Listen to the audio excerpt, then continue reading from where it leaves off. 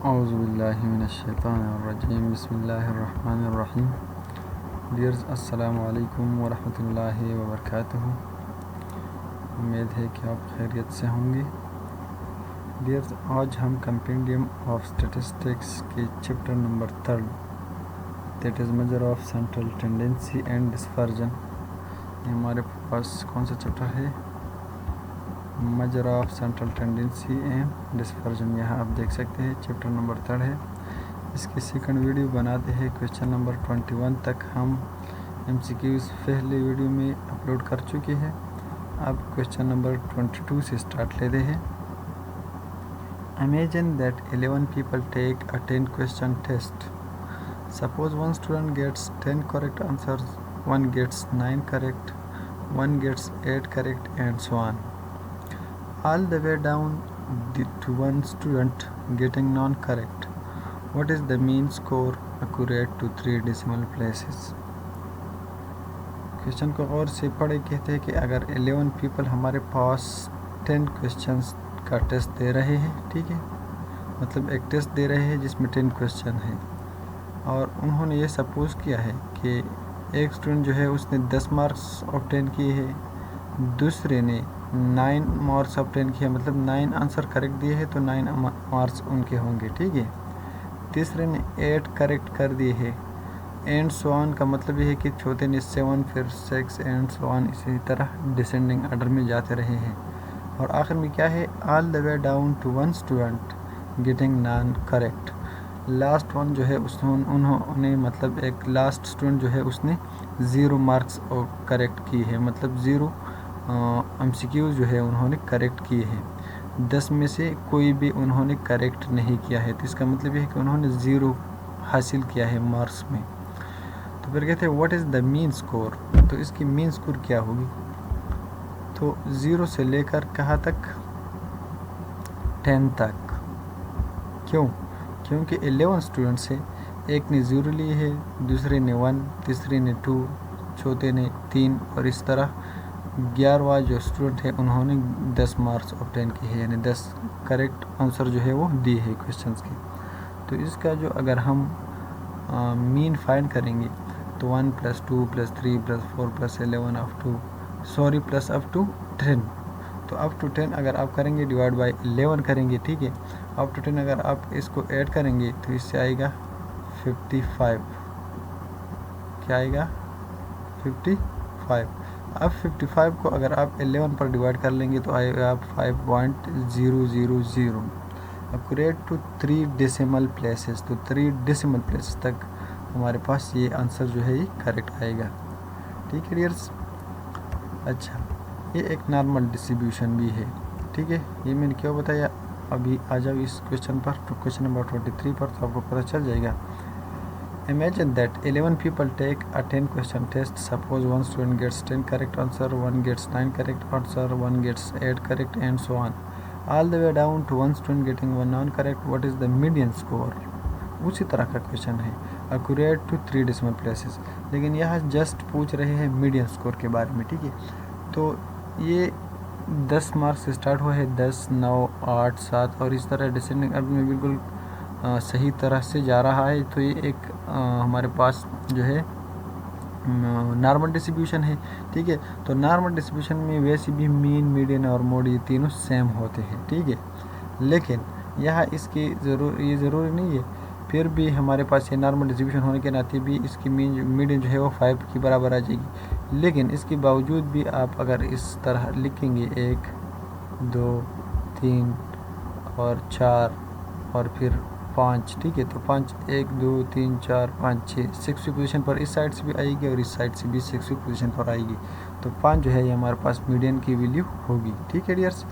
तो correct option है 5.000। अब क्वेश्चन नंबर 24 को देखिए। Imagine that 11 people take a 10 question test. Suppose one student gets 10 correct answer, one gets 9 correct, one gets 8 correct, and so on. All the way down to one student getting none correct. What is the mode score accurate to 3 decimal places?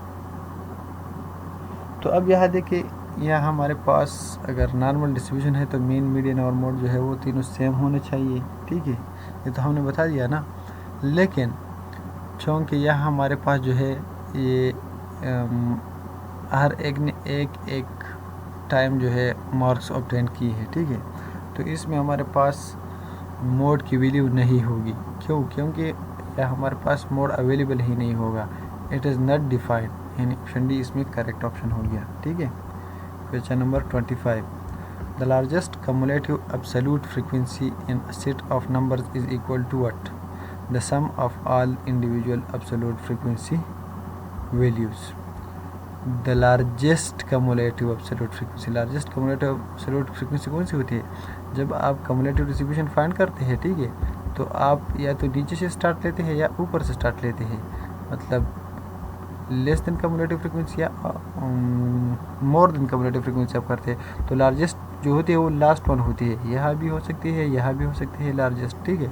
तो largest जो होती है वो क्या है? The sum of all the individual absolute frequency values. जब आप individual frequency जो होते हैं एब्सोल्यूट, वो सब आप ऐड कर लेंगे तो उसके बराबर होगी ये वैल्यू, नहीं तो आप सब जानते हैं। तो हमारे पास ये करेक्ट हो गया। Question number 26, which of the following is an expression of the extent to which values are spread out relative to the mean?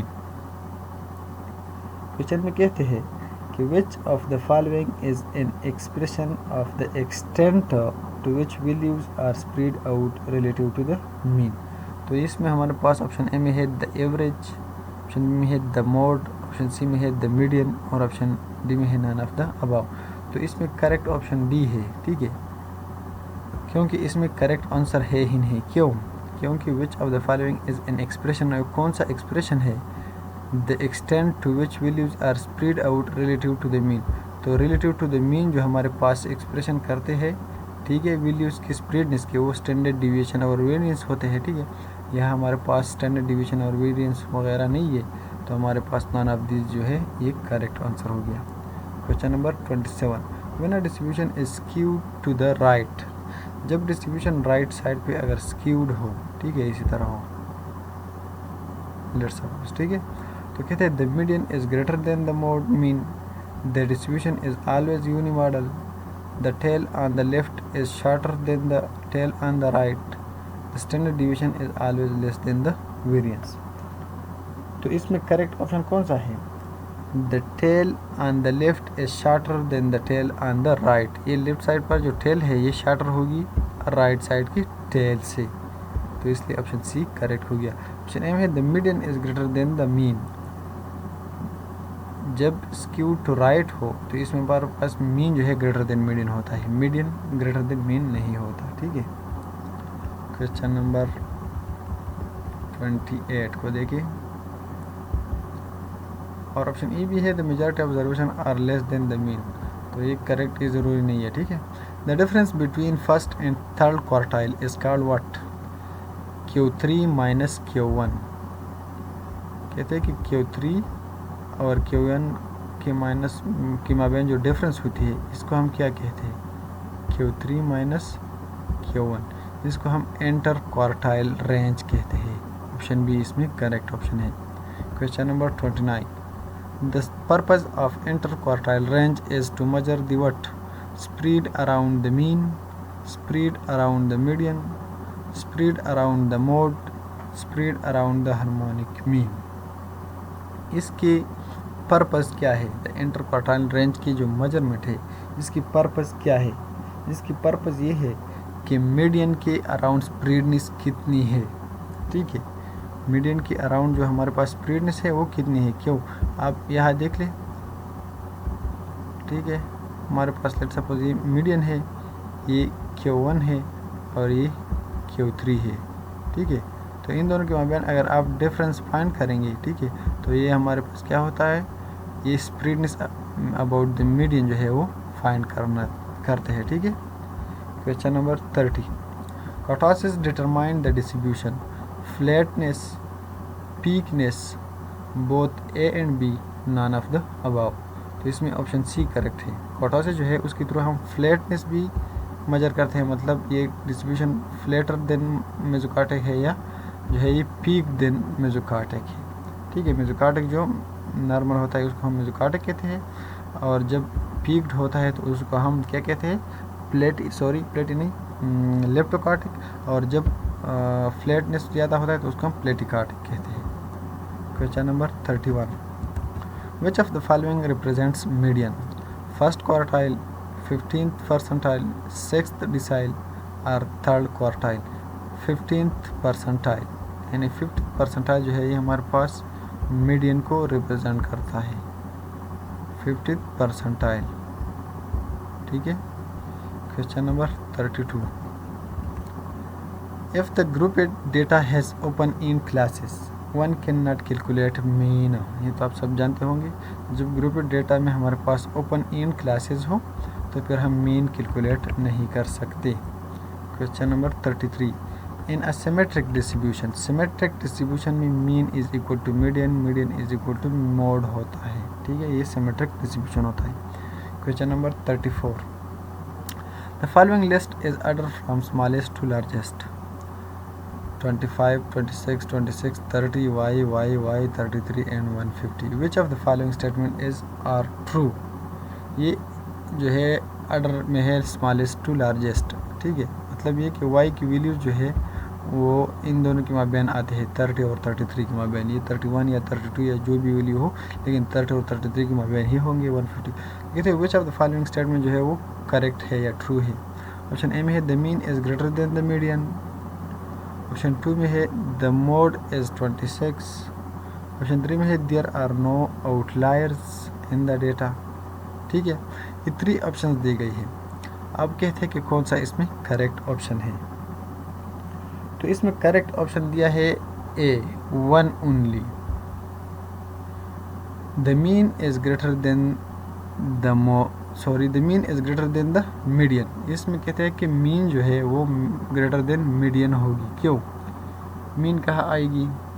ये हमारे पास है 25, 26, 26, 30, y, 33 एंड 150। अब मीडियन हम फाइंड करते हैं कि मीडियन कहाँ है, 1, 2, 3, 4, 5, 6, 7, 8, 9। ठीक है, ये 9 वैल्यूज़ है। अब हमारे पास 5वीं वैल्यू जो है 1, 2, 3, 4, 5, ये 5वां वैल्यू है। ठीक है, तो ये वैल्यू जो है हमारे पास मीडियन है। क्या है? ये है मीडियन। ठीक है, अब कहते हैं कि मीडियन की वैल्यू जो है वो लेस देन मीन होगी। अब हम मीन कैसे फाइंड करते हैं? तो इन सब को ऐड करके हम इनके नंबर्स पर डिवाइड करके हम मीन फाइंड करते हैं। ठीक है, तो हम ये करते हैं, फिर हमें पता चल जाएगा कि ये करेक्ट है या नहीं। अच्छा डियर्स, यहाँ देखिए, अगर आप 25, 26, 26, 30, 33 और 150 को ऐड कर लेंगे तो इससे आएगी 290, यानी 290। ये ट्रिपल वाई जो है इसके अलावा, मतलब इन वाई की वैल्यू जो भी है वो भी 31, 32 और 33 इनकी माबैन ही होगी। मतलब 31 हो सकती है, 32 भी हो सकती है, 31, 32 और 33 भी हो सकती है। ठीक है, क्योंकि ये जो है ये स्मॉलेस्ट टू लार्जेस्ट ऑर्डर में लिखा हुआ है। अब इसकी अगर आप मीन फाइंड कर लेंगे, मतलब इसको अगर 9 पर डिवाइड कर लेंगे तो इससे आता है 32। मतलब y की वैल्यू जो है वो 31, 32 जो भी है उसके अलावा हमारे पास इसकी वैल्यू 32 आती है। ठीक है, और यह मीडियन की वैल्यू जो है वो फर्स्ट y की बराबर है। फर्स्ट y शायद 31 होगी या 32 होगी, 31, 32 से ग्रेटर नहीं हो सकती। ठीक है, तो ज़रूरी बात है कि मीन की वैल्यू जो है वो सिर्फ इन वैल्यू से 32 आती है। तो अगर इन y की वैल्यू से अगर आप भी ऐड कर लेंगे तो 32 से ग्रेटर होगी। तो ये बात वाजिब हो गया कि मीन जो है वो ग्रेटर देन मीडियन है, इसलिए ऑप्शन ए जो है ये करेक्ट ऑप्शन हो गया। ठीक है dears. Question number 35, the mean and standard deviation of a normally distributed data set are 19 and 4 respectively. 19 is subtracted from every term in the data set and then the result is divided by 4. Which of the following best describes the resulting distribution? अच्छा, कहते हैं the mean and standard deviation of a normally distributed data set are 19 and 4.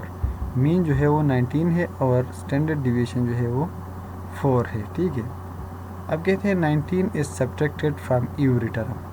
अब हर एक term से हमने 19 को subtract कर दिया है in the data set and then, और फिर क्या किया, the result is divided by 4, और इसका जो रिज़ल्ट आ गया उसको हमने 4 पर डिवाइड कर लिया।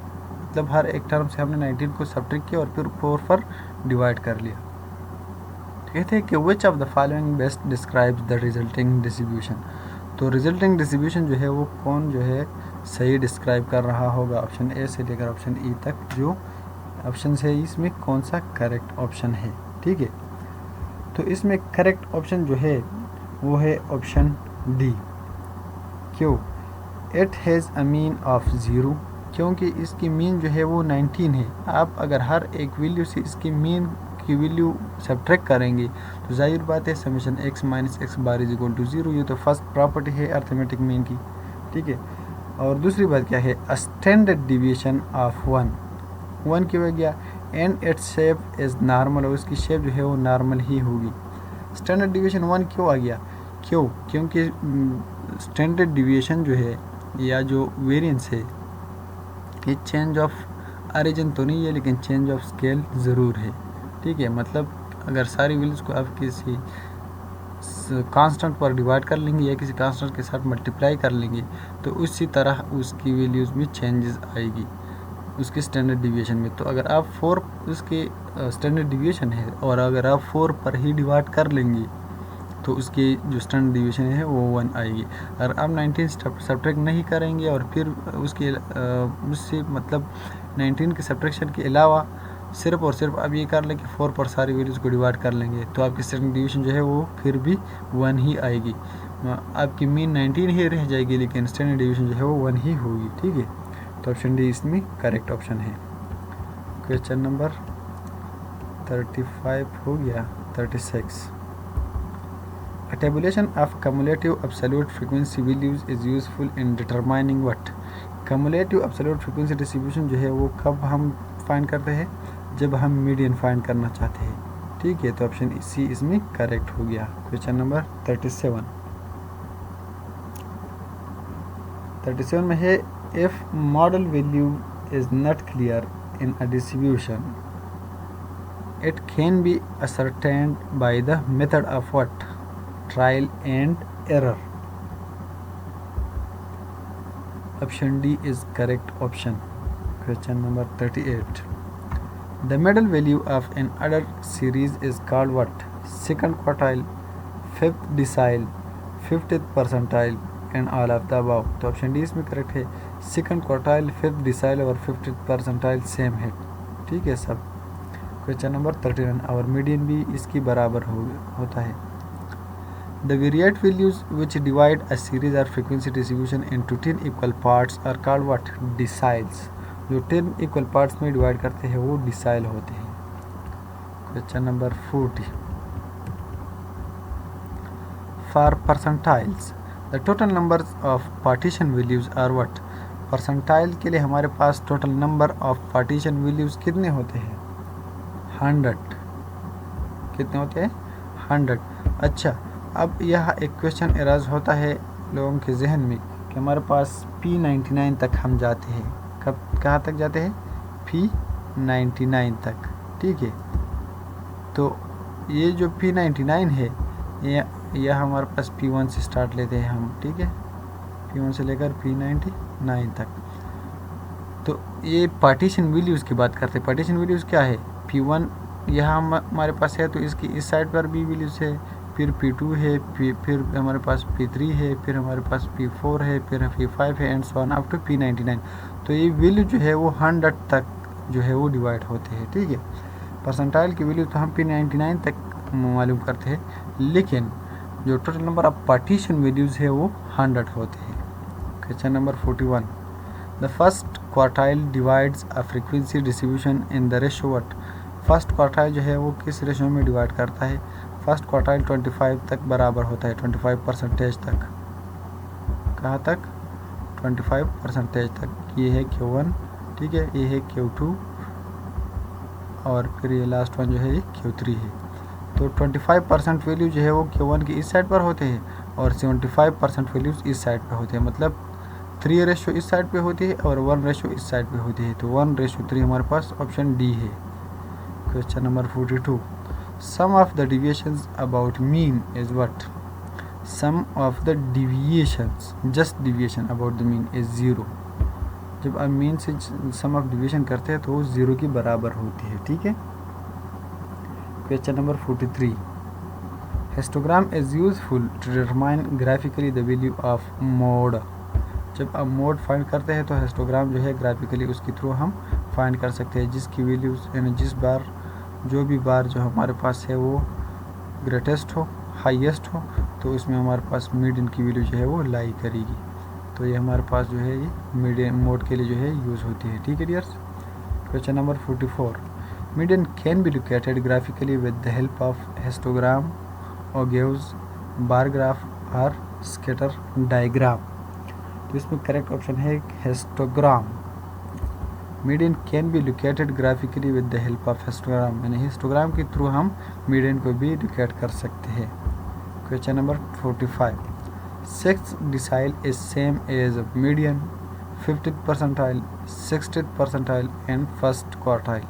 ऑप्शन सी करेक्ट है, 60th percentile और 6th decile जो है ये सेम होते हैं। Question number 46, which of the following statements is are true? The median is resistant to extreme values. The mean is resistant to extreme values. The standard deviation is resistant to extreme values। तो इसमें कौन सा जो है वो correct है? Correct है only one only, sorry, option A इसमें करेक्ट ऑप्शन है। The median is resistant to extreme values. क्यों? क्योंकि मीडियन जो है वो एक्सट्रीम वैल्यूज़ की वजह से अफेक्ट नहीं हो रहा, तो इसलिए ये मीडियन जो है ये रेजिस्टेंट है एक्सट्रीम वैल्यूज़ के लिए। ठीक है डियर्स।